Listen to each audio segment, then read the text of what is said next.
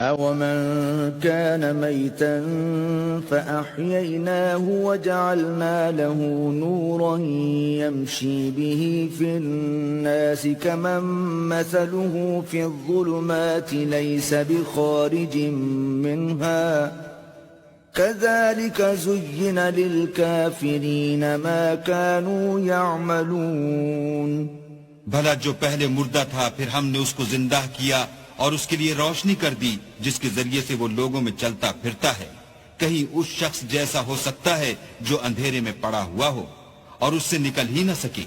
اس طرح کافر جو عمل کر رہے ہیں وہ انہیں اچھے معلوم ہوتے ہیں۔ وَكَذَلِكَ جَعَلْنَا فِي كُلِّ قَرْيَةٍ أَكَابِرَ مُجْرِمِيهَا لِيَمْكُرُوا فِيهَا